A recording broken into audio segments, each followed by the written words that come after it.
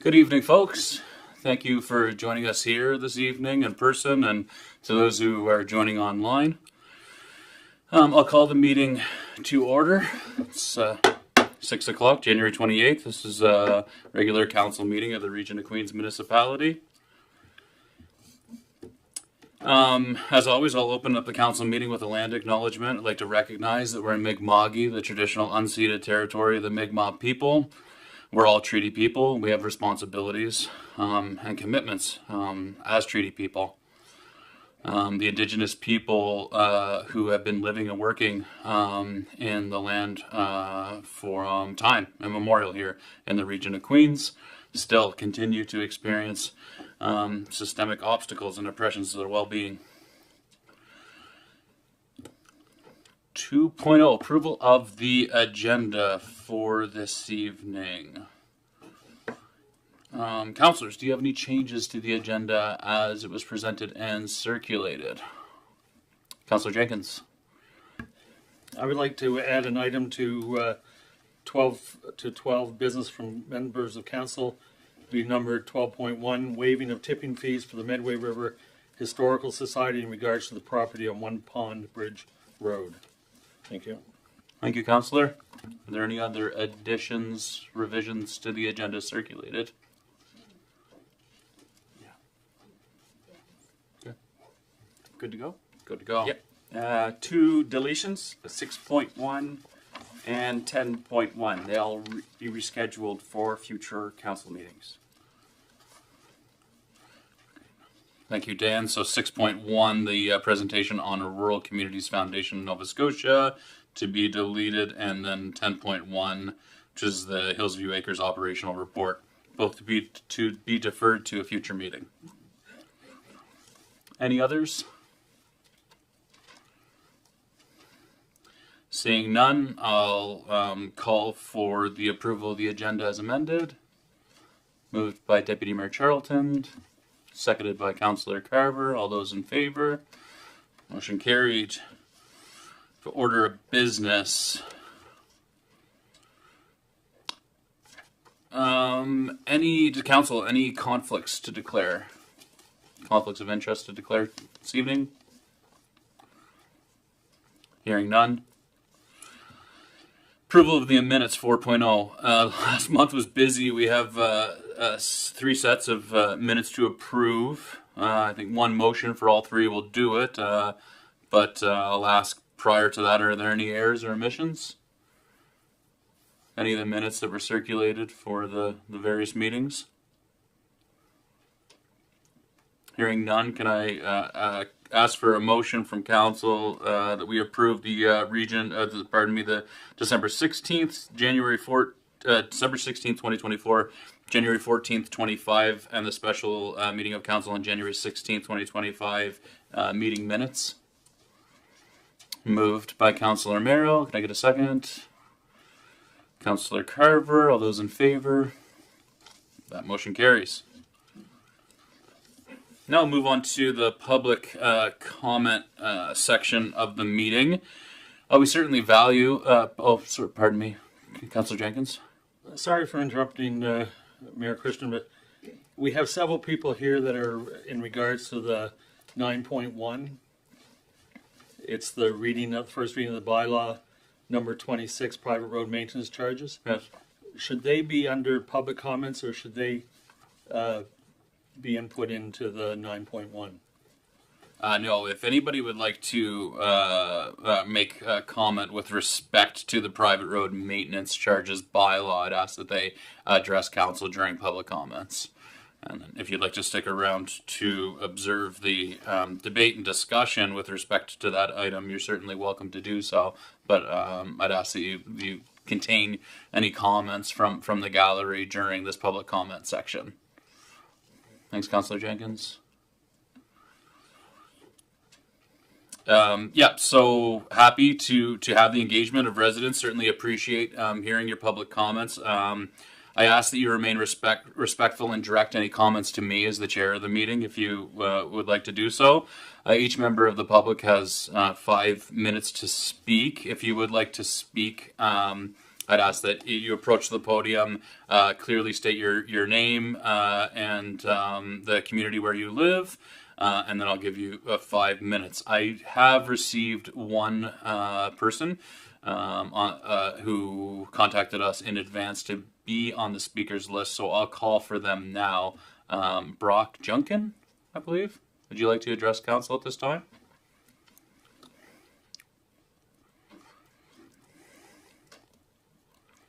Good evening. Thank you, Your Worship, councillors, citizens all. Brock, if you can just hit the gray button at the base of that microphone, there you go. And Thank you, I Worship. will remind the gallery as well as the speakers that this is live streamed. It's archived on YouTube. These microphones are all quite sensitive, and so just be aware that when you're sitting in the gallery right now, you are on camera, and that this is a public meeting and it's being recorded and archived as such. So just sorry to interrupt. I'll let you go now. Okay, thank you, Your Worship, councillors, citizens all. I'm Brock Junkin. I'm here to speak in support of the bylaw with respect to private roads. We have a subdivision down in Hunts Point. The association's Hunts Point Landing Subdivision Association. And if you go down to that area and go down the Wharf Road and turn to the left at the cemetery, that's where we're to. We have 17 lots down there, and we also have 2 lots additional to the 17 on which the road travels along. And I just wanted to, before beginning, just point out how I appreciate the public consultation that took place. I spent 12 years in economic development, and this public consultation is very important, and hats off to the staff that took care of it, and of course to the council. I just wanted to point out 4 items with respect to the bylaw. The first item is there's an initial application cost of $2,500. I found that may be a little rich for some of the organizations which are running this private roads. They basically operate on a shoestring budget, and coming up with $2,500 may act as a barrier for them to participate in this program.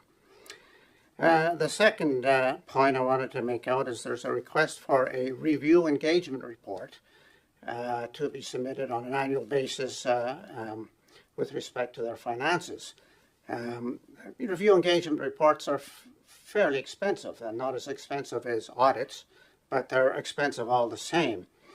And I thought that a different way of approaching that would be to have 2 of the directors of the society or the association sign off on the financial statements. After all, the directors are responsible for the integrity of the statements, and I think that might be a cheaper and as effective way to undertake verifying the financial statements. The similar to the first 2 points, the $2,500 that I mentioned, and the review engagement reports, I just wanted to make sure that those 2 charges form part of the overhead expenses that are allowed to be charged back to the lot holders. Just a point of clarification. And finally, in our particular association, there are 17 lot holders, and before you can buy a lot within that subdivision, and they're pretty well all sold, there is several restrictive covenants. And covenant number 3 reads, all purchasers agree to pay all rates and assessment levied by the association according to terms and formulas determined by the association, and the purchasers agree that the said rates and assessments shall constitute a lien on the lot or lots in question until said rates, assessments, and interests are paid in full. So these are, before you purchase a lot, you sign on to the restrictive covenants, and this is one of them. And the board of our association views that paragraph as fulfilling the requirements of bullet number 5 under the initial application section. In other words, by purchasing a lot, in the subdivision, the lot holder has already agreed to the restrictive covenants, including the foregoing, and thus it is unnecessary to call a special meeting to discuss something that has already been agreed to in the purchase of the lot. If we are adrift here, please have staff let me know, or perhaps tighten up the wording on that. And so that concludes, I hope, within my 5-minute allotment, what I've got to say. If there's any questions, fire away. Any questions from the council with respect to Mr. Junkins' public comment? Your time management is on point. Thank you very much. I have provided copies of this to the clerk. Okay, Thank you very well, much. thank you very much. Any additional speakers? Please come forward, yeah.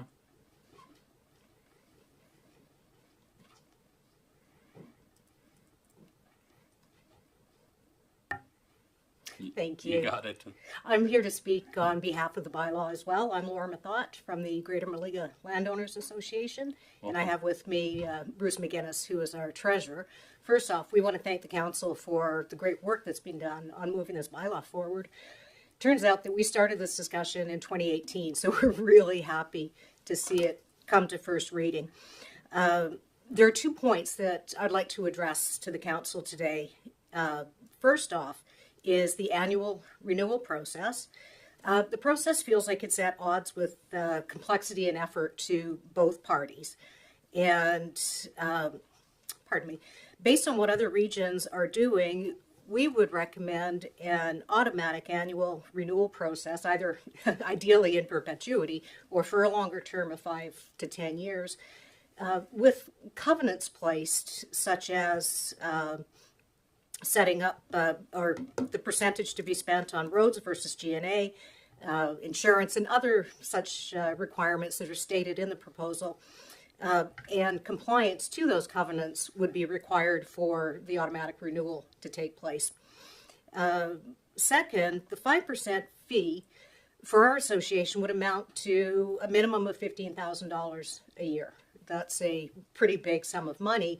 And our question is, what additional costs will the region be incurring? I understand that the 5% was initially on the table because the proposal was to use the rather cumbersome process that the association currently uses. We'd like to work with the council to create a simple process, and I believe it is in the bylaw proposal that there are different ways of doing much simpler area rate, for example. So we just ask you to consider what additional costs are incurred by the region, and is it really going to be $15,000 to $20,000 a year, or could we work something out that's more mutually beneficial? So in closing, again, thank you, and we look forward to working with the council to create something that is simple and fair and administratively as non-burdensome as possible for all parties. Thank you. Thank you.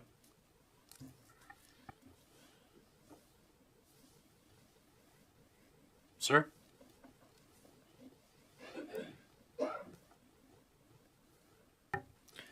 Good evening. Thank you very much for the meeting this evening. I'm here for exactly the same reason, is to discuss the issues on the proposed bylaw, and along with my counterparts that have already come before me, I have agree with what they say. In fact, the $2,500. Please state your name, sir. Oh, pardon me. Thanks. Al Moore. I'm from Hanley Point Lot Owners Association. I was the treasurer there for the first 12 years that we incorporated, and I've been a director ever since then. And one of the issues that came up previous is the $2,500, which in road work equates to about 5.5 loads of gravel, which can, if smaller units or even for ourselves, is a fair amount of gravel that can't be put on the road because we've got other expenses. A couple of other issues that I see with your bylaws is that you've made getting onto the association a little difficult. Joint stocks you have to belong to, and joint stocks already requires you to have the list of directors has to have paid up memberships and insurance and that sort of stuff. So if we already belong to joint stocks, do we have to also give you all that same information as well?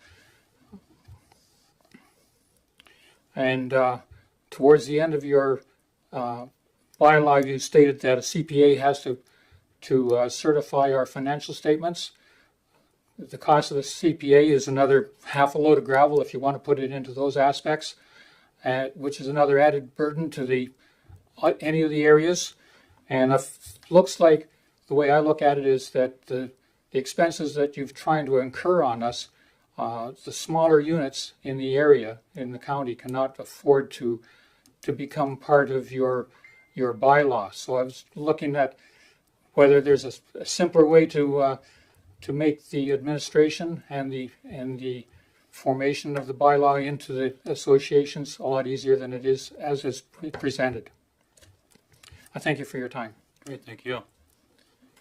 Thanks very much. And we certainly will take those under advisement. That's the beauty of multiple readings of bylaws, is that we can, in this first reading, get good, constructive feedback from folks like you. Are there any other additional speakers and members of the public who'd like to address council at this time?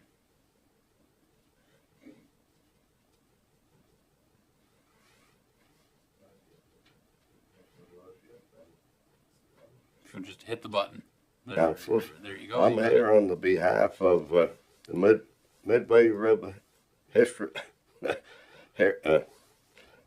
Midway River Historic Society. But it fell down a month ago due to the snow, I suppose. And we would like to have that property designated as a historic site. And also our United Church in Mill Village is 210 years old. We'd like to have that designated as a historic site.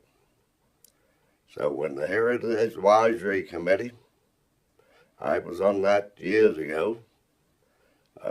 If I can get back on it, I certainly will. And I appreciate all you councillors, especially Stu. And he helped us a lot, eh? So that's about all I have to say tonight, but I'll be back to see you guys some other time. Count on it. Well, thank you Okay, very much, thank- sir. I thank believe that we are still recruiting members of the community for volunteers of the Heritage Advisory Committee, and we all, especially like Stu. So, Yeah. Thank you. thank you. Yeah, please. At the bottom. In regards to the historical significance of the church and whatnot, I believe that the planning department already has that on the go, but that has a process to work its way through. And it is in progress. Any additional speakers who'd like to come forward at this time? I'll ask again, any other public comments at this time? Any other comments? Hearing none, we'll move on to item 6.0, delegations and presentations. So as the presentations are prepared to stream online, I'd like members of the public and community organizations to know that we certainly as a council welcome you to present to us. It's a really great opportunity for community groups, for nonprofits to raise awareness about their programs and services. So yeah, actually the Queens County ATV Association Rails to Trails, you folks are up, because our other delegation wasn't able to join us this evening. Mr. David White is the president of the Queens County ATV Association. He's here to present on ATV trails. Welcome, Dave. Great to see you again. You have 10 minutes to present. You can choose if it's easier to be seated. You can also choose one of those microphones. It's up to you. That's right. That's what I figured, hey? All right, how's that? Looks great. Pretty good. I'd like to thank Council for welcoming us back again. So we're here with some updates and specific requests to council to actually move forward on as we look to establish road trails in Queens County. So some of the updates that we have there are for the ATV Association. We've established 10 private land agreements in the last 12 months. Been granted a redesignation of the Hunts Point Trail, which is behind this building, going out to Silver Rock Drive, is now multi-use. If you're not aware, you could only legally walk on that before. No bicycling, no skiing, no horseback riding, and no off-highway vehicle use. We've also been granted road trails on the old Port Mattoon logging road west onto Highway 3 crossing. So that's going up Broad River Hill on the old Highway 3 to Riverhead Road, and then down that to access the Somerville Multi-Use Trail. In addition, we've been granted a road trail from the province on Beach Hill Road, moving from the intersection of the Hunts Point Trail, the former rail bed, to the termination of the road at the cul-de-sac, which has increased trail-to-trail and trail-to-services. Some of those agreements we signed were with 2 restaurants in Hunts Point, and now the off-highway vehicle users and other recreational users can access both of those properties. We've also signed an LOA with DNR and recently installed a bridge valued at over $36,000 between the River Road in Milton and Highway 8. We've also completed access to those 2 stores that I mentioned before, and work in the Deep Brook Trail valued at over $13,000 in the last 12 months, for a total of almost $50,000 from our group.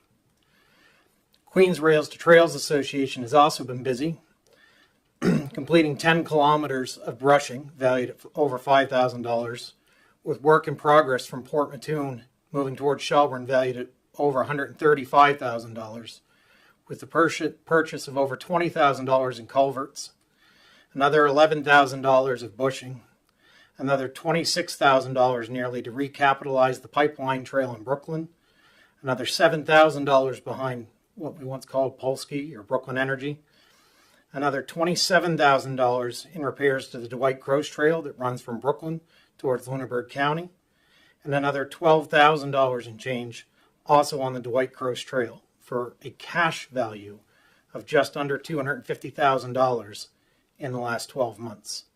With the addition of the in-kind, that puts us up to approximately $340,000 in 12 months.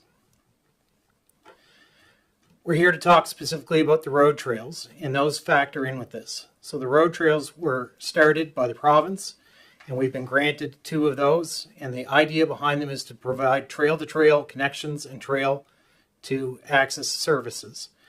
That's supported by the 2022 off-highway vehicle spending report that showed in the province of Nova Scotia in that year, $464 million were spent by off-highway vehicle users. It's time that impact was felt here in our county. It's well past time.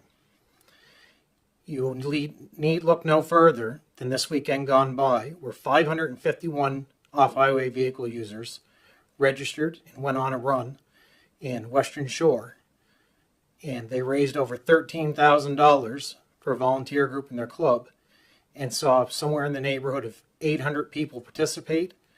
61 rooms were sold over 2 nights, for a total of over 120 room nights in that community because of off-highway vehicle use.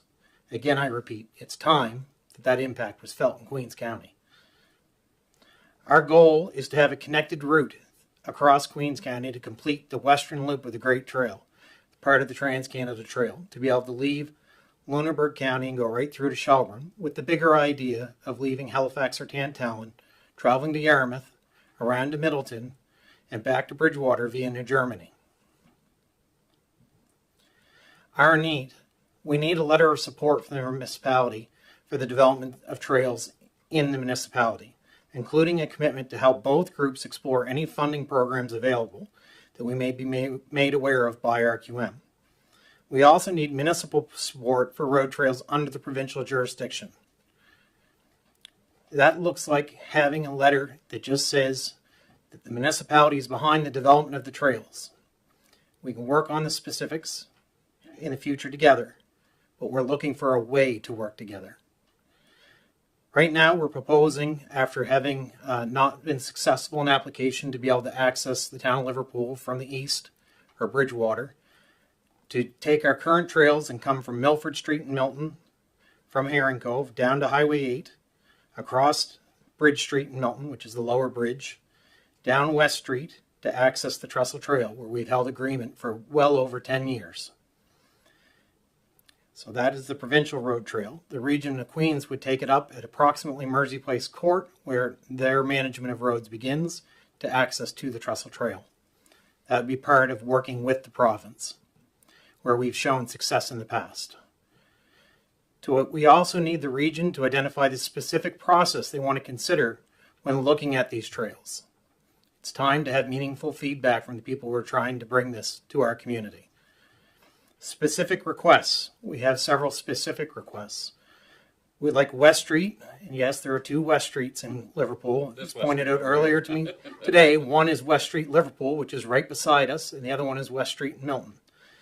We'd like to request access to West Street beside the Region of Queens building and across Harley Humphrey Drive to the Trestle Trail. From there, the groups already have a signed agreement with the Region of Queens for multi-use, and it would take them over across the Trestle Trail to approximately Irving. From there, we'll work on other agreements to gain access to the business district around Bristol and the intersection of Highway 3. Our second request is to have a slight detour on that route at King Street and Lawrence Street. And this would be a deviation from linear travel to avoid traveling through 2 properties that are bisected by the trail. Although the groups have access through that in the agreement that's already been signed, it's our recommendation that that be considered. The third request is from the intersection of the Trestle Trail and Bristol Avenue moving towards the Hank Snow Drive, and upon it to the property owned by Hank Snow, where we have signed a private agreement to be able to access those lands, which would allow us to host joint events. We would also like to be able to access Milton Road from the point where the investors group is located. I'm sorry, I don't remember the civic number. Down to the light and moving left to Queens Place Emerald Drive, which would allow us access to accommodations. For example, to book 120 room nights over a weekend.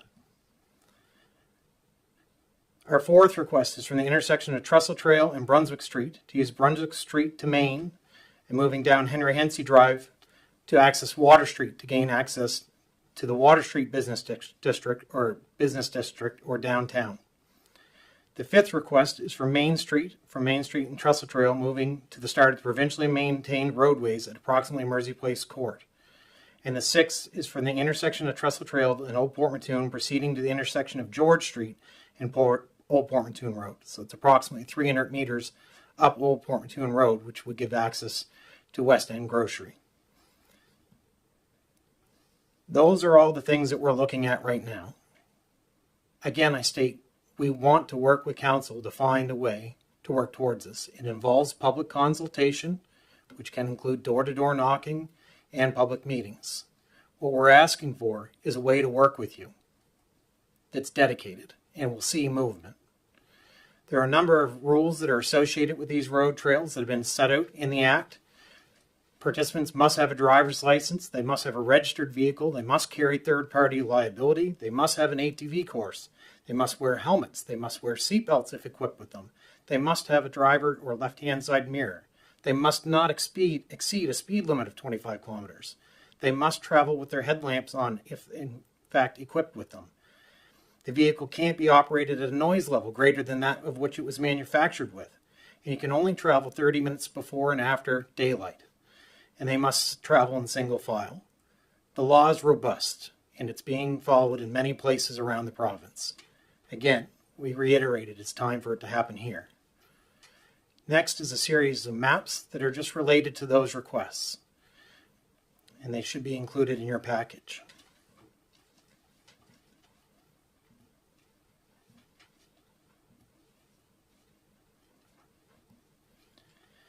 The last piece there are the provincial road trails that the group has already successfully obtained.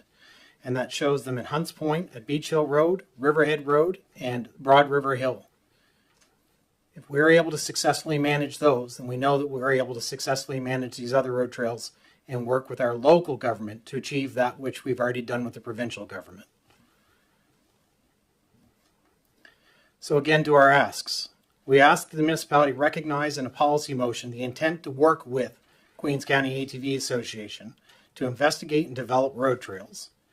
We asked for the beginning of a process to modify the bylaws to be able to enable road trails, as has been done in places like Shelburne and in Yarmouth around us, and in the towns of Oxford. We asked for the region to immediately begin the process of looking into West Street beside the Region of Queens building and Harley Humphrey Drive to allow access to the trestle trail, for which the groups have held an agreement for a decade, and for which the groups are largely responsible for the refurbishment of the bridge. For the Region of Queens to immediately begin the process of modifying the bylaws to allow that slight detour on Lawrence and King Street as presented to avoid bisecting those properties.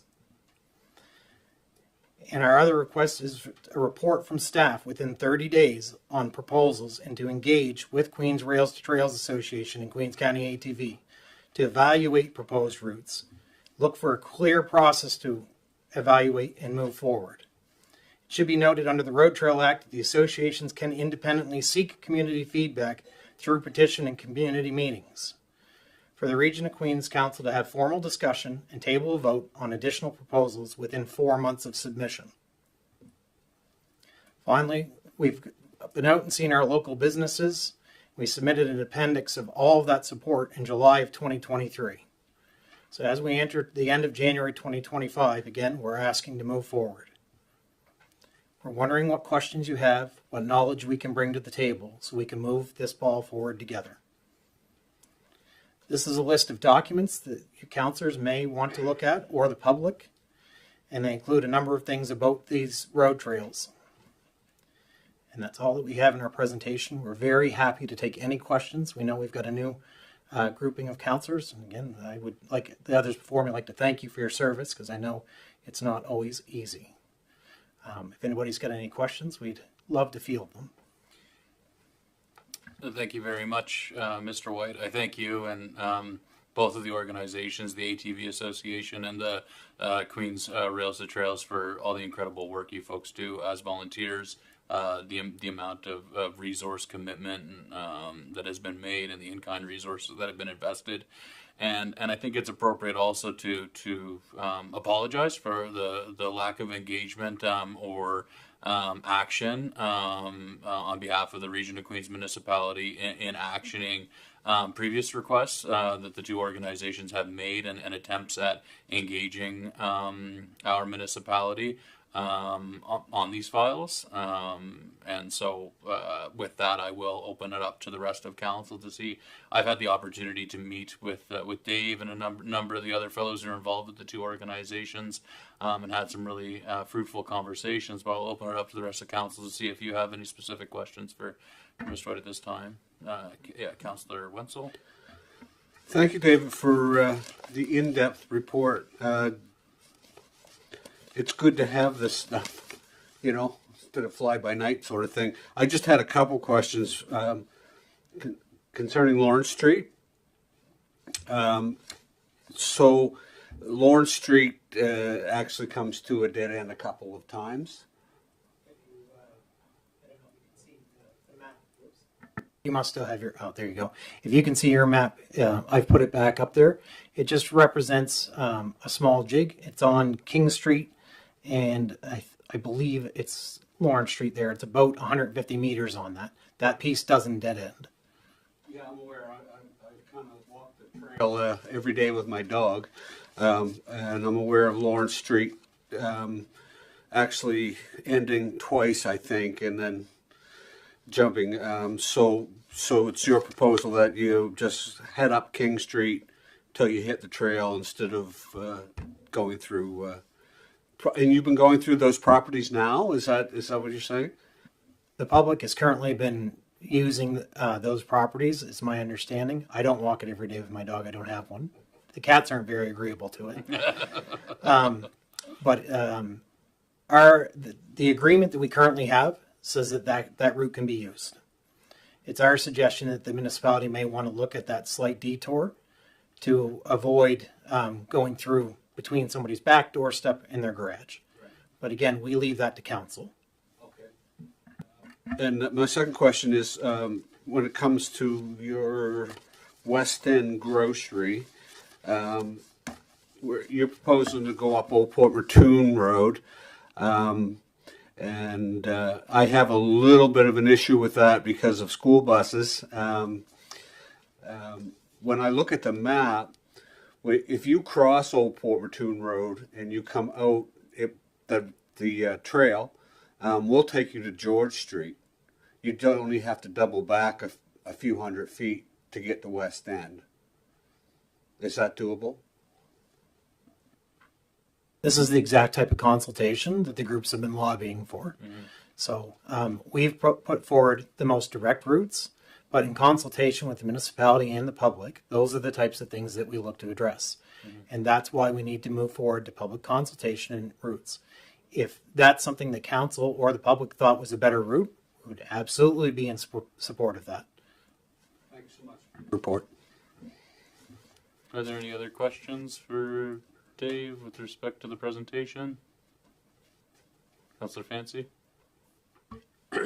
Yes, Dave, you fellows have actually done a lot of work. And again, I was part of the old council, and again, I'll be part of the apologies that we didn't get back to you when it should have gotten back to you. On your request 3 of a Milton Road Business District area, you changed that significantly, which is a lot better for me. I like that. I like how that's set up, because before it was going across Bristol, it was always a concern how it could tie up traffic and such as, but now it'll be just short spots to go to each area, and I could see where people could park and wait till you could get out. Before it could get I know that the ATVs can go fast and you could not do it, but the way you've set it up here, it's a lot more acceptable to me, and I'm happy with that. Yeah, I would like to point out after the first presentation to council, at the meeting it was discussed that the council was not supportive of full travel across Bristol, and that's when that was modified. So at the second presentation to council, that had already been changed. This makes use of the traffic light, which is a common thing in many areas, including in Yarmouth, as well as in areas that are maybe a little bit bigger, like Newfoundland and Sussex, New Brunswick. But yes, it would give easy access using turning lanes and a traffic light, which controls things very well, from cyclists to pedestrians to vehicles of all types. So we're quite comfortable with that, and it would give access to all of those services which the Act was intended to do, and that's what will help bring tourism in and make for better use of our own residents. Any other members of council with a question? It's not typical, given our procedures, to entertain substantive motions during 6.0 during this portion of the agenda, but I do think it's appropriate in reflecting on the past relationships and frustrations that these two organizations have had in coming to council, and that there are present asks. I would be interested to see if a member of council would be supportive to entertain some additional, if we could get some additional motions with respect to getting some action and commitment of this current council with respect to advancing some of this work and preparation for this meeting. In collaboration with the CAO, we did prepare some potential motions. So with respect to the letters of support that have been requested, Dan, could you draft a motion? So I think council could approve a motion to write a letter of support. Let me get back to the slide. Apology. Letter of support for the development of trails in the region of Queens Municipality, including a commitment to helping both of the associations to explore available funding programs through region of Queens. So I think that would be an appropriate motion. If council's wishing. Moved by Councillor Fancy. Can I get a second? Moved, seconded by Deputy Mayor Charlton. I'll open it up to the council for discussion. Councillor Fancy, given that you moved, would you like to speak to it first? You don't need to.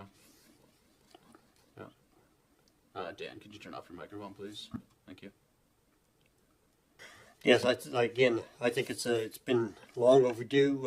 They were very instrumental in getting the trestle trail repaired in the first place, and the part of the trestle trail repairs were to have ATV traffic, and so I'm glad to be part of us moving forward with this. Mm-hmm. And so this present motion is with respect to a letter of support, really in speaking with David, so that to demonstrate our support in identifying any funding opportunities and working and being supportive with the ATV Association and the Rails to Trails Association in retaining and building trails, basically. So it's actually separate and apart from any of the actual road trails discussion. It's just for us to demonstrate our support for them in maintaining and building trails. Any further discussion on the motion that's on the floor? Seeing none, I'll ask for the question. All those in favor? Motion carried. I think a second motion that council could consider is related to this council's support of the development of trails, including road trails, that supports trail to connectivity and connectivity to services. So that is moved by Deputy Mayor Charlton. Could I ask for a second on that motion? Councillor Jenkins. Deputy Mayor Charlton, would you like to speak to it? Any discussion or debate on the motion that's on the floor? So this is to be clear, this motion would be a letter of support to explore road trail connectivity, trail to trail connectivity, trail to service connectivity, and that we're supportive of exploring that at this moment. All those in favor? Motion carried. Dan, do you have anything else?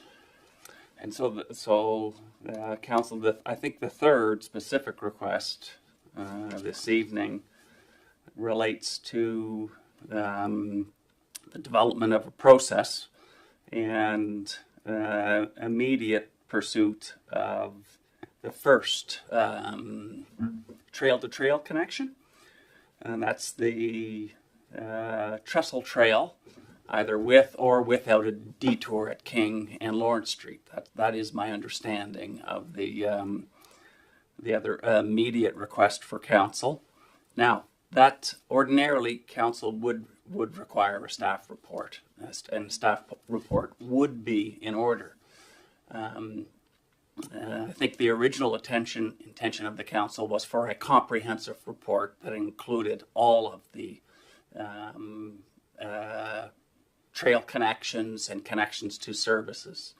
I think the opportunity before us now is to direct staff to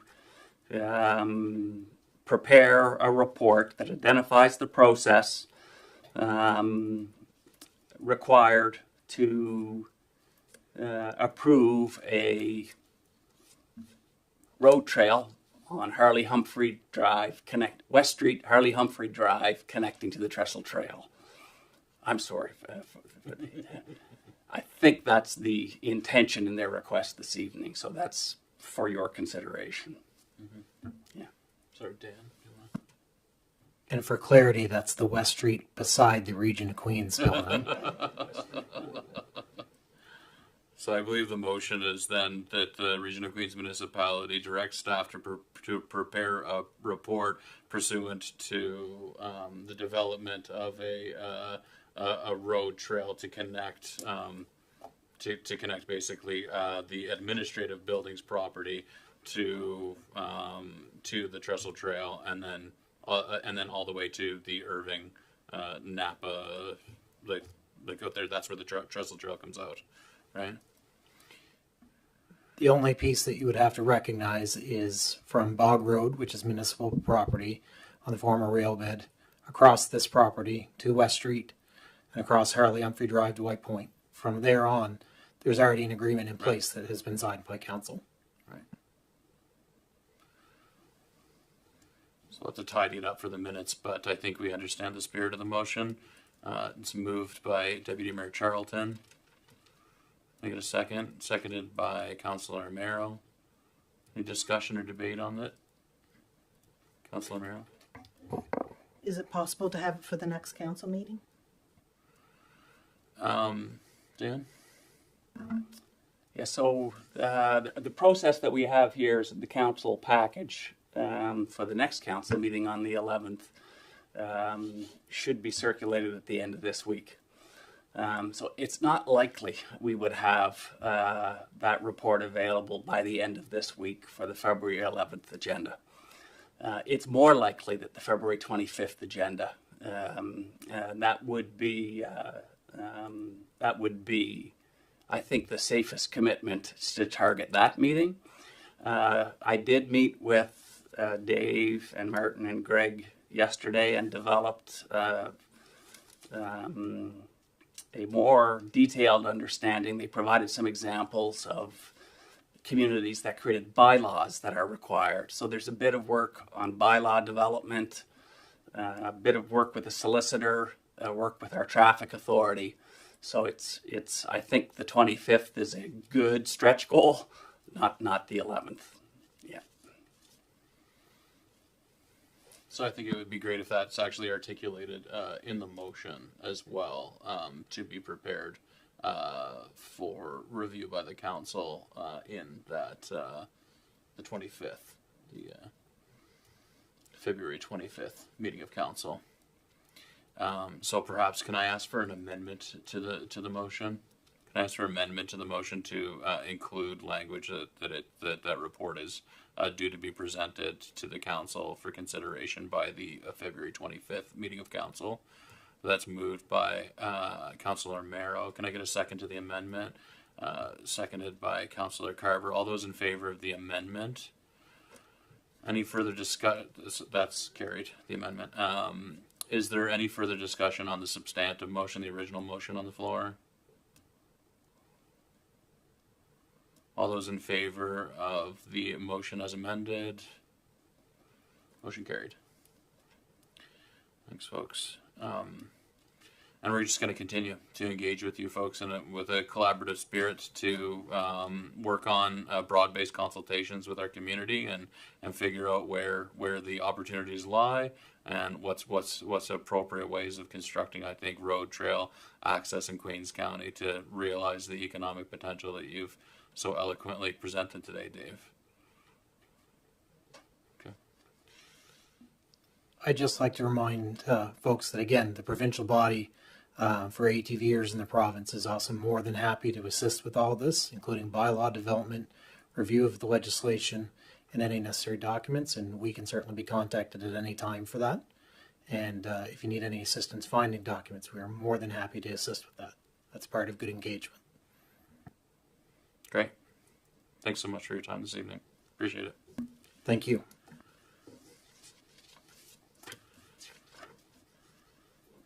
Okay, that does it for delegations and presentations, folks. So we'll move on to correspondence. Madam Clerk, do we have correspondence to receive?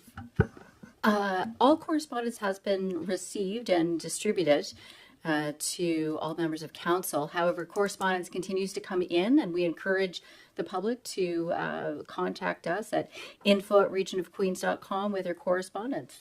Thank you.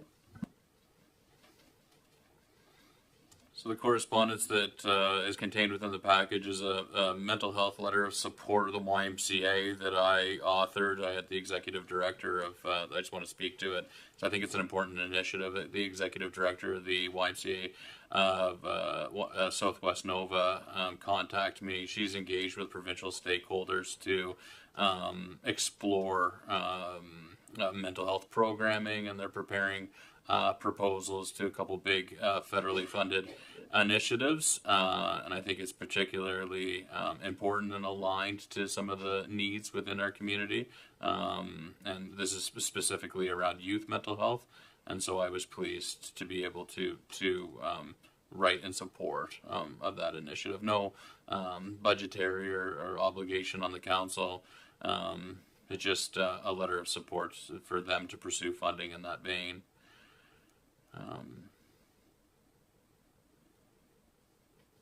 Yeah, I don't have any further comments on any of the other correspondence we received.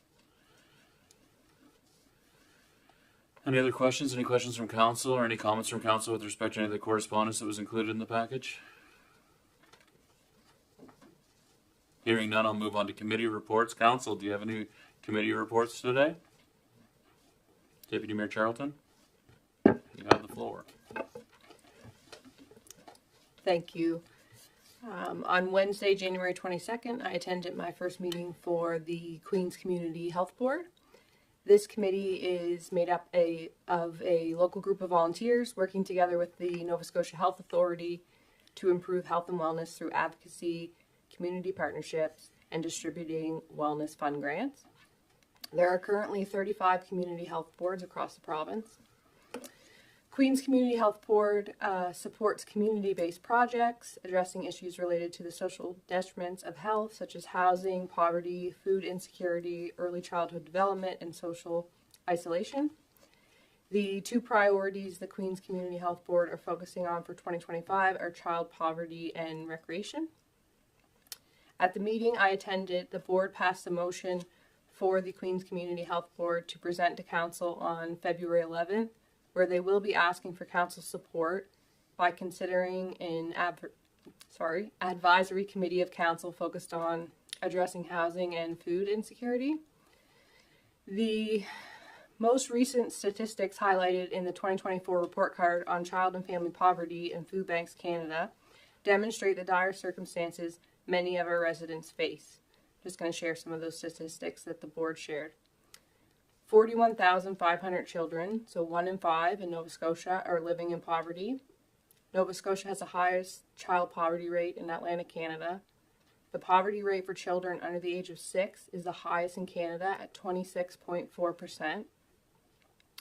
In the region of Queens Municipality, the child poverty rate rose again in 2024 by 10.5%, now sitting at 31.5%. 70% of low-income families who rent pay more than 30% of their income on housing, and 38% pay 50% or more. 38% of low-income homeowners in Nova Scotia pay more than 30% of their income on housing costs, with 10% paying more than 50%. According to Food Banks Canada's 2024 report, 6% of seniors in Nova Scotia live in poverty, exceeding the national average of 4.7%. 31% of the population of the region of Queens Municipality is age 65 or older, a group particularly susceptible to housing and food insecurity. The board noted that the MPAL coordinator for the region of Queens, which is our municipal physical activity coordinator, has an important role not only in our organization but also in their board, by identifying supports the municipality can put in place for residents.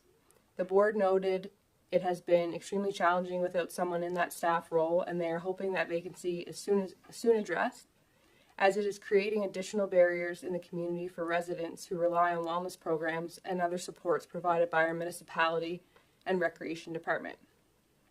In closing of my report, the Queens Community Health Board is actively searching for new community members to join their board, specifically in the more rural areas of Queens. Caledonia, Greenfield, Port Medway, Danesville, Port Jolly are all areas without significant representation currently. The board provides training and also has allocated funds for personal development to support new members and existing members. So if you know of anyone who may be interested in joining, please let me know and I'll connect them with the board. Thank you. Thank you, Deputy Mayor Charlton. Any questions, council? Questions or comments? The continuously rising rate of child poverty and poverty generally in our community is of great concern. That's for sure. Any other committee reports from council? Councillor Wenzel. The library, well, I had my first board meeting. I'm on the library board. We have not met as a committee yet here, the library committee. We're still in the process of setting that up. As reported, we know that Tom Raddle's name will be, his grandfather's name will be on our interim library. My feeling from the board meeting, and I'm still kind of green with it, is there's still a little bit of a tribal Lunenburg versus Queens County vibe to it, but hopefully we'll get that fixed up. I had my first meeting yesterday with the Nova Scotia Federation of Municipalities Climate Change Board. It wasn't very successful for me because my computer wasn't. It was a Zoom meeting, and my computer wasn't really helping me. But I ended up had a bit of a discussion with them afterwards, and although I'd be a representative from Queens, doesn't mean I'm going to be a voting member. What they're doing now is they're interviewing all of us. Some will be part of it, but won't have a vote. So they're only looking for 3. So I can't tell you. I think there's at least 8 that's looking to be assigned. So that's where we are with that. Thank you, Councillor Wenzel. I'm sure with your representation on the South Shore Libraries Board that Queens will be well represented. The interests of Queens will be well represented. Any other committee reports? Any questions for Councillor Wenzel? I'll provide a brief report. We had the first meeting of our Equity, Diversity, and Inclusion, or Dismantling Racism and Hate, a working title, I guess, on it right now. And I am, as an ex officio member and interim chair, as we finalize the terms of reference and seek to understand what the appropriate function and governance of that committee looks like moving forward. But I just did want to report back, as we had, with respect to the use of the mace and chain of office, it was the will of council that we take that staff report and present it to the EDI committee for their consideration. And I think that the mace, the ship has sailed on the mace. I don't think that we're but with respect to the chain of office, and the feedback that was received from that group was that they thought that if it is the will of council to proceed in investing in or exploring the use of a chain of office to be adorned upon the mayor's shoulders in the future, that it would make sense for a new modern a chain of office to be created. My understanding is that even historically, the chain of office from the old township of Liverpool was donated to the Queens County Museum, basically because it wasn't reflective of the region of Queens Municipality as a regional municipality consisting of much more than just the town of Liverpool. So some feedback from some of the members presented there. They thought that if it was the will of council to pursue this further, and I'm looking for a decision point today, just raising the discussion that was had, but to engage the community in a process to define and identify the various elements of Queens County that should be celebrated and depicted and symbolized within that piece. And they also pointed to that there are some monies that have been allocated or may be allocated to the work of that council with respect to creation of art or a public art that represents inclusion. And that they would be supportive, actually, of allocating some or all of those funds to that project if we want to pursue it. So, again, not looking really for a decision point with council today, but just wanted to raise that and bring back the nature, the spirit of the conversation that was undertaken last night at the table here in council chambers. So yeah, it's a great group of people. We are seeking for more membership to that group. But the folks who assembled here last night were able to provide us with some, what I thought was sound insight or direction with respect to that. I'm not sure if there's any questions or comments on that. Okay, so that concludes committee reports. So moving on to 9.0, unfinished business. 9.1 is the first reading of the bylaw with respect to private road maintenance charges. But is there... Pardon me, I'm just... with procedurally, the amendment with respect to number 26, number 27, that should follow the first reading? Okay, sure. So at this time, and I thank you all for those folks who assembled in the gallery with respect to this and the comments. You're well heard with respect to the input that you had made as it's related to the contents of the first reading, and we will certainly take that under advisement in preparing for the second reading of the bylaw. But at this time, I'll look for a motion that the Council of the Region of Queens Municipality accept the proposed bylaw as presented and direct staff to schedule the second reading of the bylaw, number 26, respecting private road maintenance charges. So just to make sure the council understands the approval process, if after first reading there's a public advertising process, if at second reading you wish to make changes, if they are substantive, you would have to restart your bylaw reading process with a first reading, a public notice, and a second reading process. So it might be advisable for you to debate some of the suggestions tonight. If you make them on first reading and there's no further amendments, substantive, then you would be able to approve at second reading the bylaw after that period of time and the notice period. So I think it would be in order for you to debate and discuss some of the items presented with to you tonight. You may, if you make amendments, we would have to bring back we could make them tonight for first reading. You would advertise, and if there's any further amendments after public notice, if they're substantive, you would have to start over.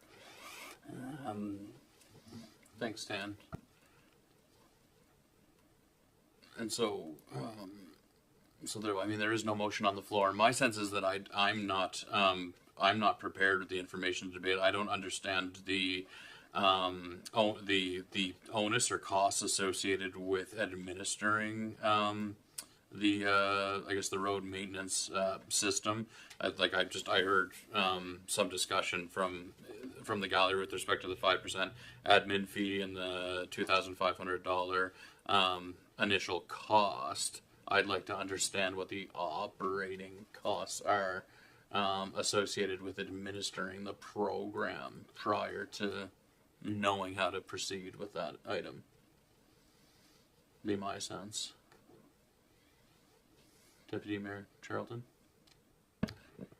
Thank you. I was just wondering if we might be able to discuss that further, because our previous council did start this process, and I know that Director Vino has been involved in this quite most of it, I believe, or if not all of it. But I'm just wondering, in looking at the bylaw that's here referencing the application fees and hearing the comments made by the members of the public who have expressed their concerns about the fees, on October 8th, I believe, the recommendations for the bylaw drafting, it mentions a fee for including the levy on property tax bills will be based on a cost recovery model if the staff time required exceeds the equivalent of $10,000 per association request.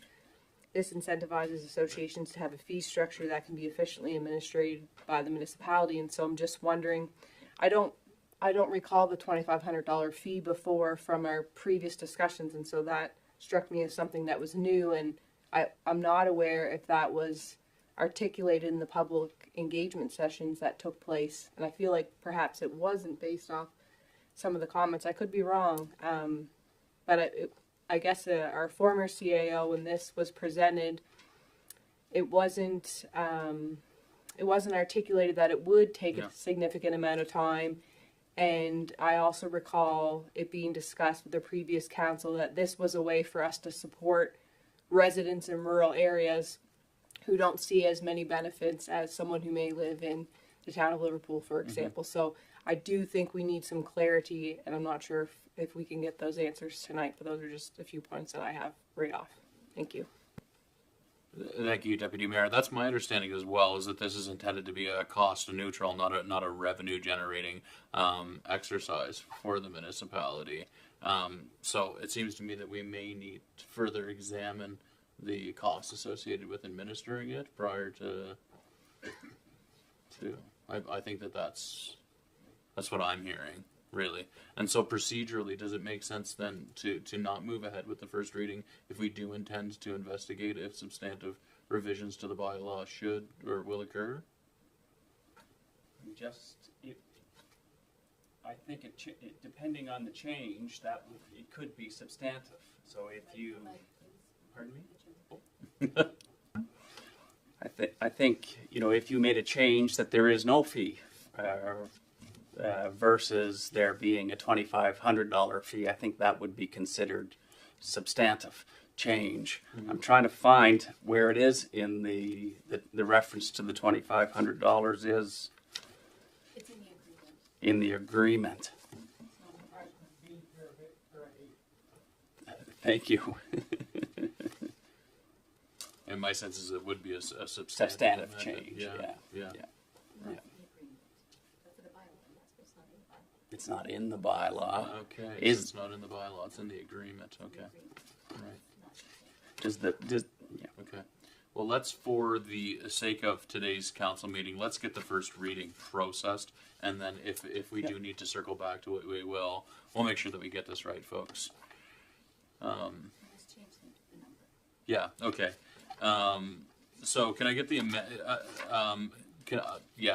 Deputy Mayor Charlton? You need to turn off your microphone.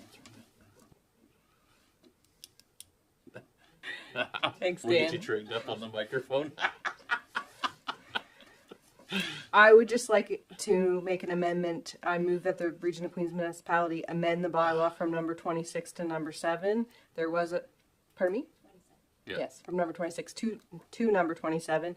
There was a first reading last year on number 26, so I think we just need to clean that up. Thank you. Okay, can I get a second to the amendment? Seconded by Councillor Carver. It strikes me that we actually don't have a motion on the floor to amend. The title. It's a motion to change the title. Okay.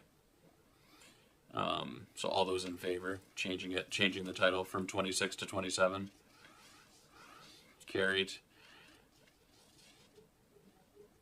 No. So. It's not an amendment. Yeah, it's not an amendment. Okay.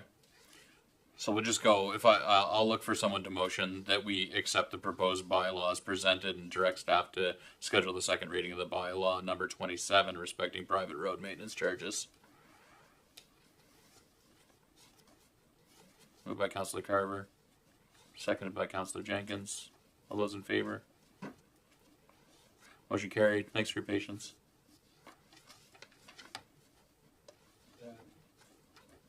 Okay, I'm really confused. So 26 was read last year. So that's gone through its first reading, or it's dead?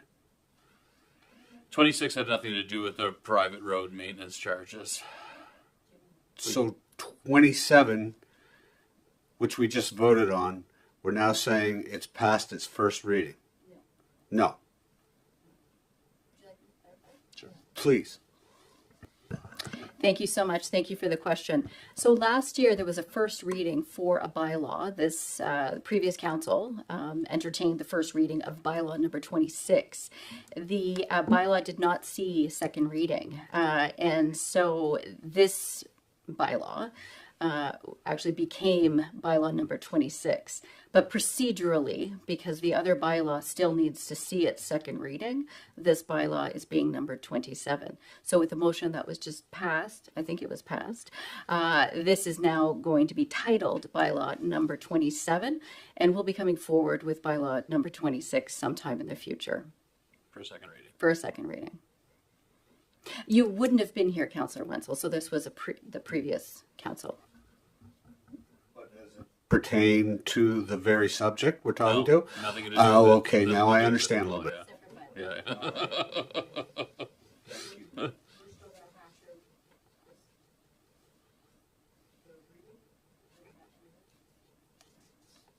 But the reading of the bylaw. Discussion on your motion. Yeah. Yep. Sure. Is there? Yeah. So is there discussion with respect to the bylaw? Yeah. Deputy Mayor Charlton. Okay, just making sure we're all on the same page.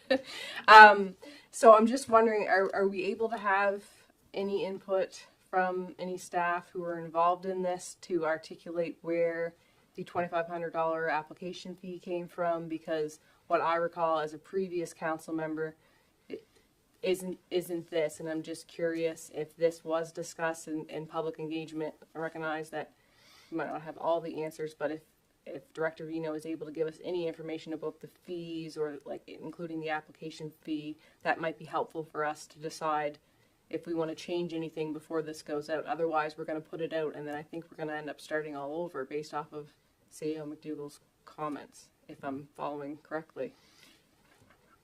Except for the nuance that Pam articulated, that it sounds like that some of the provisions that may be problematic are actually within the agreement that is appended to it, so it wouldn't actually be a substantive change to the bylaw itself.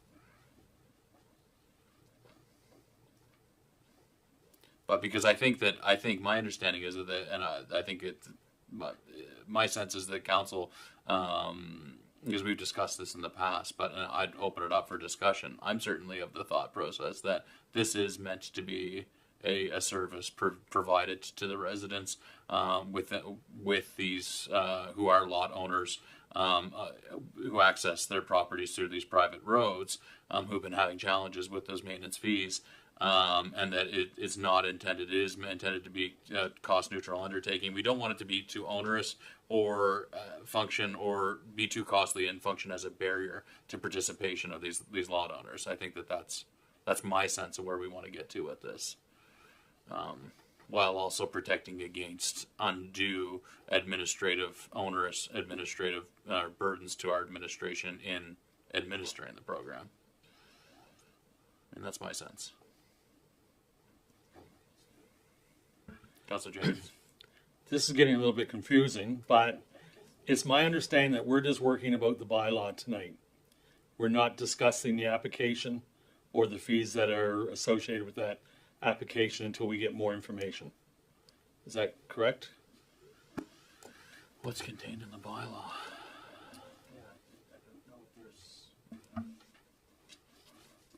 I think the challenge is some of what's been articulated that members of the public have taken issue with, and I think is I'm not exactly sure what's contained within the bylaw and what's contained within the yeah. Please go ahead. Thank you. So the bylaw, and thank you for these questions, and I understand that it can be a little bit confusing. The bylaw sets out the process for charge methodology, the process for the agreement, the requirements for what the municipality from a due diligence perspective is responsible, how it charges, setting the liens, and so on and so forth. That's the bylaw. The agreement sets out the terms, the charges, the administration fee, the joint stocks, the costs for the initial application. That's included within the actual agreement that is separate from the bylaw. So the agreement is something that we can certainly discuss. The bylaw is something that we can discuss. My recommendation, Mr. Mayor, is to just focus on the bylaw for this first reading at this stage. We understand there are questions from the public, rightly so. The administration fee for the application of the $2,500 was set many, many months ago, my understanding from the former CAO, who understood there could potentially be solicitor costs, there could potentially be setup costs with regards to confirmation of all of the PIDs and the AANs and the actual lot numbers. working with, property online or what have you to make sure that all of that property information was available so that finance, when they are issuing those fees to each particular tax bill, that they're sending it to the right people. Because we don't want the PIDs to be inaccurate, obviously, the AANs. The other thing with regards to the question about the joint stocks, I think it's important for folks to understand that when you do register as a nonprofit organization, all that information is available to the public. Your who your officers are, all of that kind of information. It's not meant to be onerous, but it is something for the municipality to confirm. Yes, they have registered, or they have paid their fees, or what have you. I think as far as the overhead costs go that were asked earlier, that's a really good one, because you as a nonprofit organization, you're going to have overhead costs. You're going to have the insurance costs, potentially solicitor fees, all of these other kinds of things with running the association to maintain those private roads. Those overhead expenses are societal expenses. And so it's up to the bylaws of the nonprofit organization to determine how you manage that nonprofit organization. But again, I think it's important from what I'm hearing that we acknowledge that the $2,500 application fee, that initial application fee, needs to be costed out to fully understand why it is $2,500. And as a cost recovery perspective, I'm not sure that council has the information that you need in order to make that decision tonight. But as far as the bylaw is concerned, I'm hoping we can continue to debate that.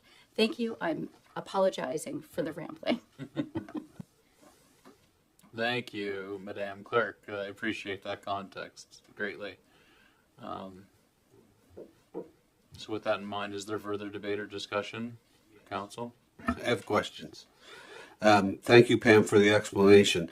So going back to what Dan said earlier, so now we're just dealing with the bylaw, not dealing with the agreement. Dan said if we wanted to make amendments to it, it would have to be tonight, or else if at the next meeting, when we don't have a second reading, we're going back to the first reading again. Does that mean the agreement and the bylaw, or just the bylaw?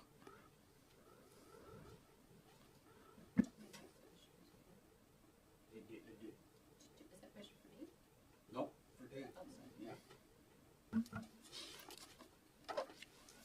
I don't know if the agreement is considered part of the bylaw. And so I'm wondering if in the research a determination was made if the attachment is also part of the bylaw, or if it's distinct and can be amended from time to time by council. So I'm wondering if you know the answer to that. So the bylaw does reference the application. It references the annual agreements, and the annual agreements are up to council to make.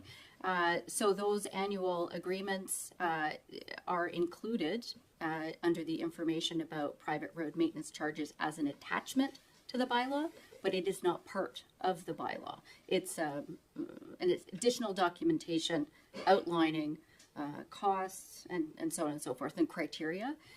That being said, it wouldn't, in my understanding, it's not substantive for us to go away and update the separate document, the attachment B. More importantly, I think, is for us to recognize the actual bylaw, the definitions within it, and what it sets out as a procedural document.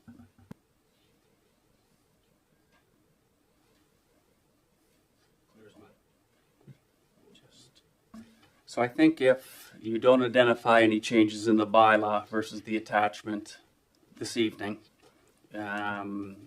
if you approved first reading, we'll, between now and the next meeting, we'll confirm with certainty that a change to the attachment is not part and parcel of the bylaw. If it is, we would bring it back for first reading again with amendments. If it's not, you are able to, we'll start our advertising process. You'll likely receive more feedback. If there's any further changes at that time, it can be decided if it's substantive or non-substantive change. So I think it would be in order for first reading tonight to the bylaw. Councilor Merrill?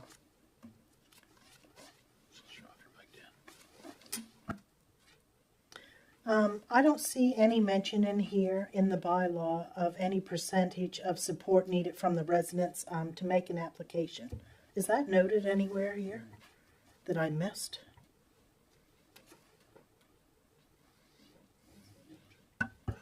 Thank you. Yes, there is no percentage. The association needs to provide clarification, whether it's meeting minutes or, as discussed earlier, there are covenants that some lot owners have entered into, and that council, through its determination of what documents the nonprofit has provided to you, would make the decision as to whether or not council is satisfied that enough correspondence, communications, and engagement has occurred with the lot owners. So it isn't a percentage. Deputy Mayor? Thank you. To Councillor Amiro's comment, the information that came forward before about the intent of this and where it sits now is not the same, because also on October the 8th, I believe, I think that's where it also references those. That conversation may have, it does. Recommendations for bylaw drafting. So this was at the October 8th meeting of council.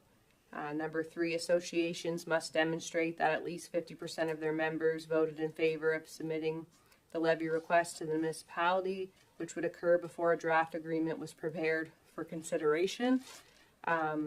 At this point, I'm not comfortable moving forward. I think we may, if we're not prepared to address these things and debate them tonight, I think we should table this and bring it back, because again, I would just go back to the public engagement, and it's my understanding that those public engagement sessions that our previous council had data on, residents were surveyed and provided information. I think that this was well received overall because of things like associations must demonstrate that at least 50% of their members voted in favor. So I just, at this point, I'm not comfortable, and I think we should table it. So I would be moving to table this motion. And I'm not sure if I'm prepared to make a date. I don't know if that makes sense. If we can flush that out, if we do it to the next meeting, Dan, or if you think a longer time frame would be needed.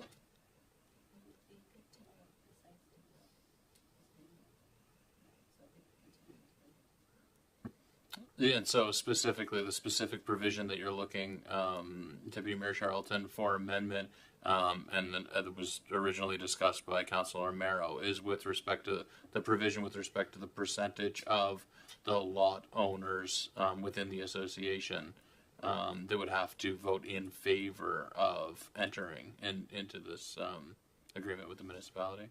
Yeah, I think that would be one, but I'm just thinking here, like, and we're looking at this draft bylaw that's presented to this package, but I think it's also important to recognize that the information that led us to this point where there was a motion that said draft the bylaw to begin with is from October the 8th, and only 3 of us were here and digested that. And I think, I can't speak for others, but I would just be, I guess, concerned that the new members around the table don't really understand this for what it is. And for example, the information with the recommendations for the bylaw drafting from the October 8th meeting is not a part of our current package today. And I don't think they're all understanding and aware of all those things. So if it would be appropriate, if people would agree that the next meeting is enough time, then I think that we table this discussion for the next meeting of council, where this information can also be provided to the new members of council who weren't privy to it. Thank you.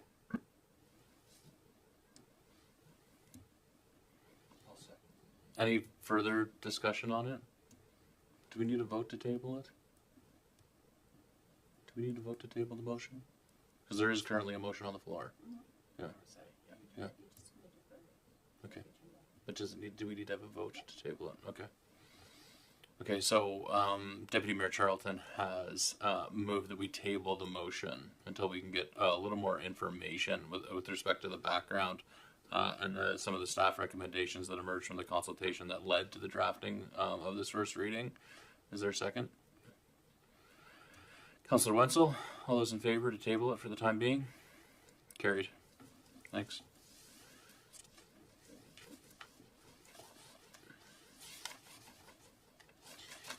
Okay, on to new business.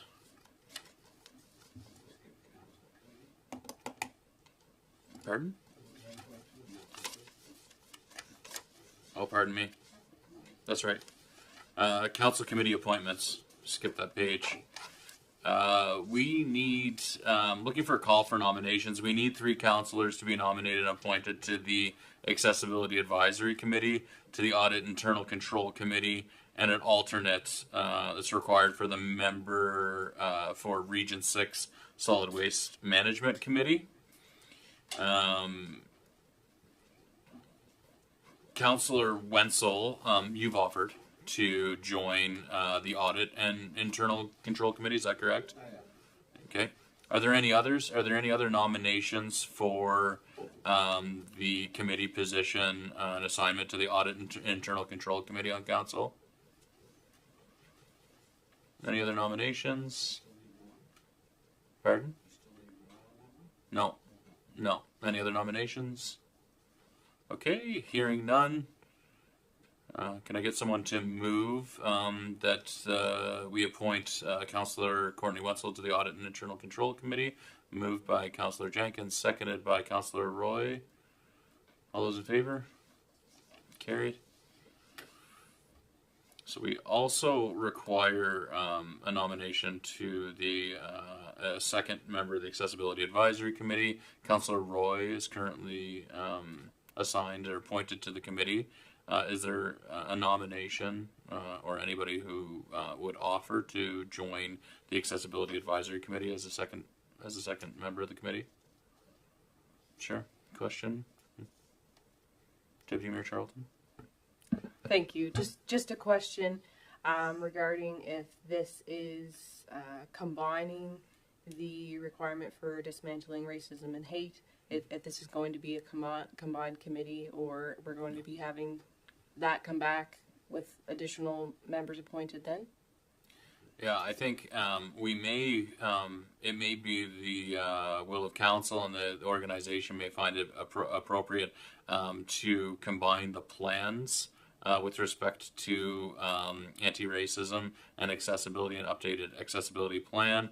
But my sense is that it's appropriate that the work of the two groups is distinct, and that distinct membership and participation and engagement of the two groups is appropriate at this time. So that's my sense, is that it would persist as a standalone committee, the Accessibility Advisory Committee. And is it, Ms. Lovelace, is it a statutory requirement that we have a second member of council? It is in our terms of reference, but certainly the municipality can update its terms of reference. Okay, so that's a provision in terms of reference for the Accessibility Advisory Committee. So for the time being, is there somebody who would be willing to step forward while we take stock of the appropriate governance and function in terms of reference to the Accessibility Advisory Committee? Councillor Amaro? Okay. So Councillor Amaro has offered to join the Accessibility Advisory Committee. Is there anybody else? Any other nominations? Any other nominations? Okay, so can I look for somebody to motion to appoint Councillor Amaro to the Accessibility Advisory Committee, moved by Deputy Mayor Charlton, seconded by Councillor Fancy. All those in favor? Thank you very much, Vicky. And then the last one is we need an alternate, and this is a statutory one, right? We need an alternate member for the region. Oh, okay. Pardon me. So we do need an alternate member for Region 6 Solid Waste Management Committee. So Stu, you presently sit on that. You're the primary member. So we need an alternate member. I would be happy to take that appointment. Yeah, if it's the will of council. Any other members? Any other nominations? Okay. So can someone motion to appoint me, Scott Christian, as the alternate member for Region 6 Solid Waste Management Committee? Deputy Mayor Charlton, thanks so much. Can I get a second? The whole council. Seconded by Councillor Roy. All those in favor? God. Don't all raise your hands at once, please.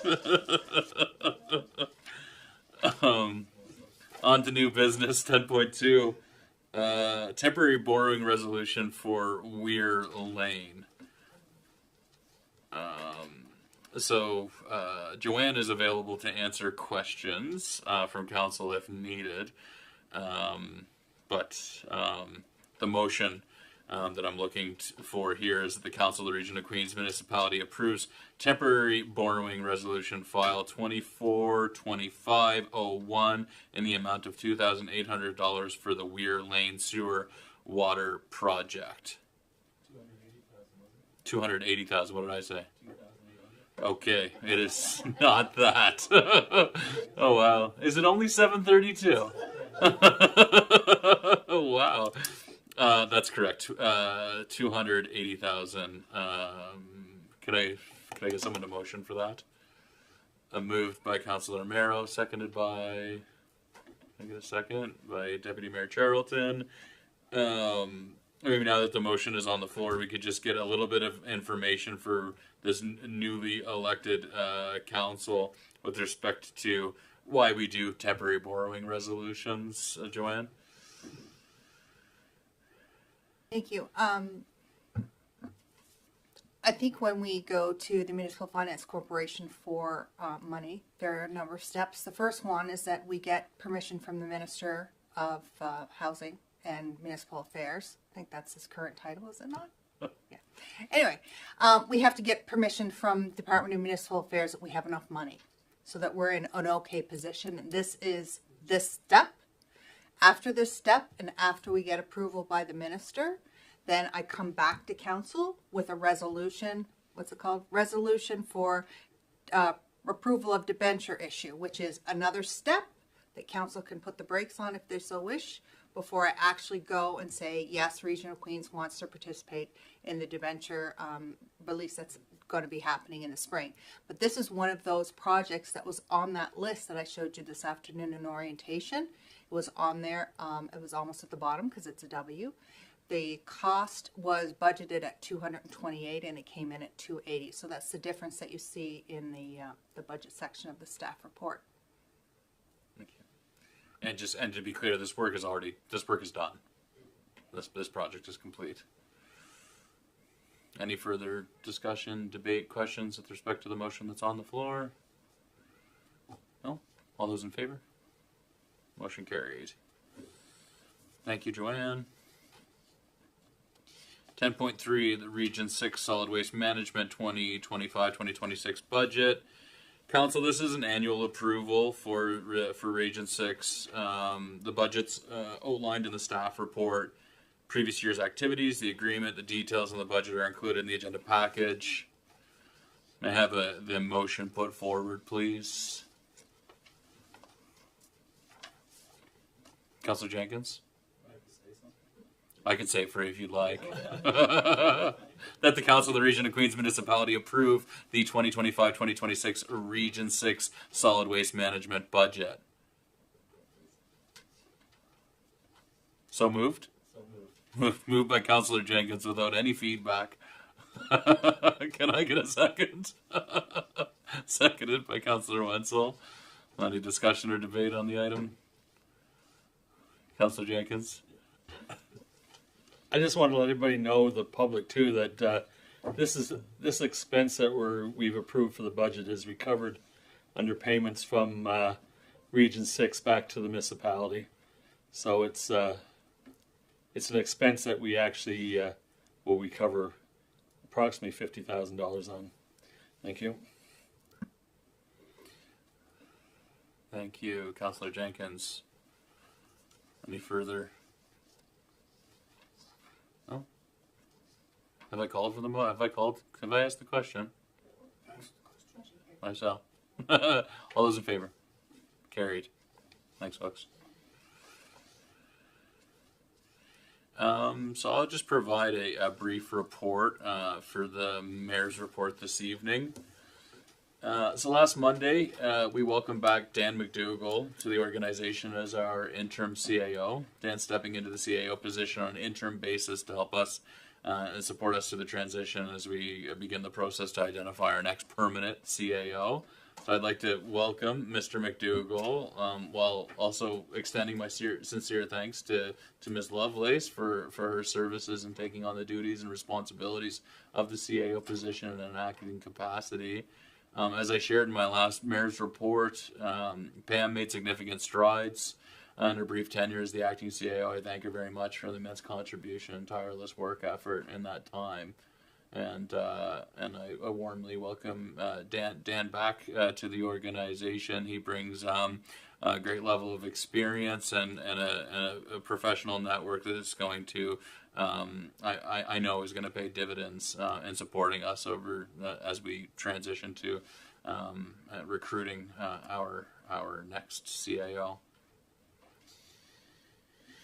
We, the members of council and the management team, have begun the process of a strategic planning and priority setting process, which is going to be guided by a consulting firm called Strategic Steps Incorporated. I'm very encouraged by the quality of facilitators that we've engaged to guide this work. And we're certainly looking forward to a set of facilitated sessions that we'll be participating in later this week. Defining our strategic priorities as an organization is a really important step for us as a new council to align the vision and priorities of this organization with the realities of our community. This work will provide critical guidance as we start to start the preparation to set our first budget as a council. So I'm looking forward to that. We started to stand up committees of council, as you've heard some substantive reports from those committees at today's meeting. We still are recruiting and have vacant positions on a variety of those committees. And so if any members of the community would like to volunteer, this is a really important role that you can play and participating in the community. So if you're interested in participating in a committee, please contact us, info@regionofqueens.com, or you can call the region at 354-3543. And then lastly, at our last regular meeting of council, various members of the public came forth during the public comment section of our meeting to raise concerns, to identify issues, to ask questions. And I'm certainly grateful for the engagement of our residents and certainly encourage members of the community to come forth and engage with us as a council as we seek to improve the way that we deliver services and function as a local government. Our council has been exploring ways to be responsive and engaged with the communities that we serve, and we're committed to increasing transparency and accountability over the organization. It is something I know that this council takes very seriously. Now, having said that, we've received various questions specific to personnel, including disclosure of salaries, details around employee terminations or performance management of employees. Though we're a public organization, we, like any employer, manage personnel matters in a private and confidential matter. And so it's not an attempt to be evasive or not govern with a spirit of transparency. It's a function of operating as an employer appropriately. And then with respect to questions pertaining to procurement, tendering, and sale of equipment, I direct you to Policy 26 on purchasing policy, which is publicly available. It outlines the process we have in place for procurement, purchasing, and sale of public assets. I mean, this is one of many policies that we will be reviewing and attending to ensure that it's modern and aligned to the strategic priorities and the function of good governance moving forward for this organization. But that's where you can find, and I'm assured that we have, and the organization has, executed purchasing, tenuring, and sale of public assets in a way that is compliant and aligned to that publicly available policy. And then lastly, our council knows there's work to be done. We're aspiring to be an employer of choice, to have excellence in service delivery, to improve the efficiency of our operations. So we have a commitment around the council chambers to pursue that direction. and we're working hard to make it happen. It's going to take time. We ask for your patience, and we ask for your continued engagement in a constructive way. I think it's really important that we do maintain respectful and constructive engagement and correspondence with the residents of Queens, and it's a two-way street. Anyway, that is my update, my report this evening. Any questions, comments, concerns from any members of council with respect to my remarks? No? Okay, great. I will move on to business item 12.0, business from members of council. Are there any items from members of council? Councillor Jenkins? I would like to put a motion forward regarding waiving the tipping fees, but first I'm going to give you a brief account of what is going on with this. The Medway River Historical Society owned a building down in Mill Village on One Pond Bridge Road that has recently collapsed because of a snow load. It is now dangerous and unsightly, so needs to be cleaned up. The society didn't have the money to clean it up, but they wanted to keep the property in their name for future use. So I have contacted a contractor who is willing to remove the problem and take it to the region's landfill if the region and the council will forgive the tipping fees. So now I'll make the motion. I would like to make a motion that the council of the region of Queens Municipality waive the tipping fees in relation to the dangerous and unsightly property located at One Pond Bridge Road, located in Mill Village, designated with PID 70105341 and known by the Medway River Historical Society. The cleanup is to remove the collapsed structure formerly known as the Temperance Hall, and there is an agreement in place to have it completed by February 28th. Thank you. Seconded by Councillor Wenzel. Discussion or debate on the item? Deputy Mayor Charlton? Thank you. I'm in favor of supporting this request. I'm just wondering if we have any idea what the tipping fees would be estimated at, if there were any conversations about that. Thank you. It was a rough guess at 4 truckloads, so it could be around $800 to $1,000, depending on the actual weight load of the product, because it's wet now. And I think with respect to cost, it's also important to mention that if this was going to advance and go through the process of being declared as dangerous unsightly premises, the administrative costs associated with going through that process would, in all likelihood, exceed this. From my perspective, it's win-win-win. In a community-based organization who doesn't have the financial resources to clean up this mess can retain ownership of the property. We have a private individual in the community who's willing to do the cleanup for free. We own the landfill. We the people own the landfill, and so all that's being asked is that we don't charge the tipping fees that would typically be incurred. Anything further? Seeing none, I'll ask the question. All those in favor of the motion? Motion carried. Thank you, Councillor Jenkins. Are there any other items from members of council this time? I just wanted to just give a brief report instead of, I don't have business as say, but I find in these meetings sometimes we forget about our district. So there's a couple things I just wanted to have on record so the District 3 does understand that we have talked about it. And the one issue that is prevalent is speed and traffic. Lots of complaints through Bristol and on the west side, and the three-way stop at Cameron's Corner, while lack of three-way stop at Cameron's Corner. And I just wanted the residents to know that we've moved those issues to our Police Advisory Committee, and we need to give it a little time before they report. Also, a lot of concerns from the development or the non-development of the housing project behind the old Dean Manor. I would say that's west west of Bristol and south of Mersey Avenue. There are a lot of concerns coming in, and I don't have any answers for those folks, my constituents, yet. I do know there is concern about safety. There is concern about whether permits are in place, and there's also now concern about maybe brackish water or environmental concerns with the open pits. And finally, to the residents that I brought up before on Cobb Street that had a straight sewer pipe going into the river, which plugged and ended up backfilling into her house. She's still living with a porta potty outside her door, and with council not being able to help her in any way, I've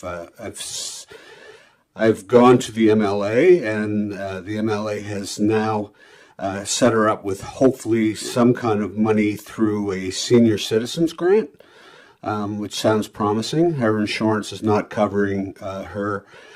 So I just wanted to update that so that lady knows that I haven't forgot her.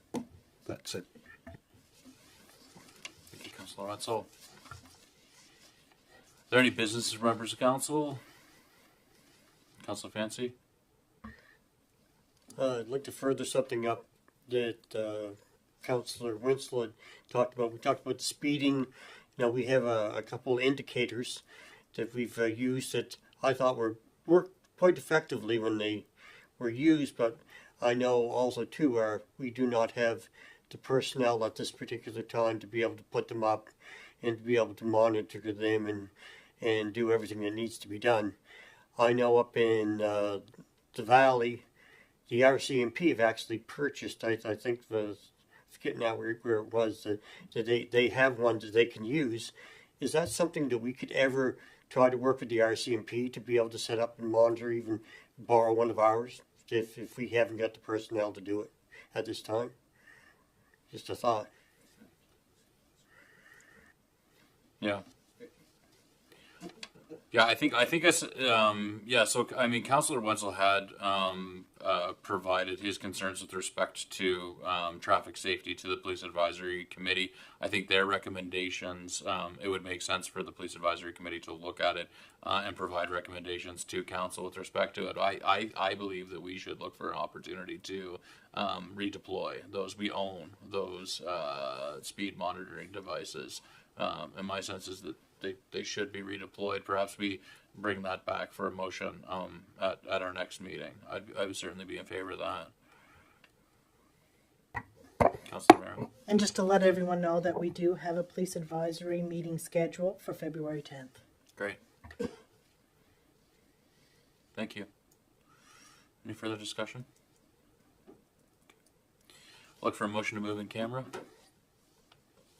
Moved by Councillor Jenkins. Seconded by Councillor Mayer. All those in favor? Carried. Thanks very much. Sure.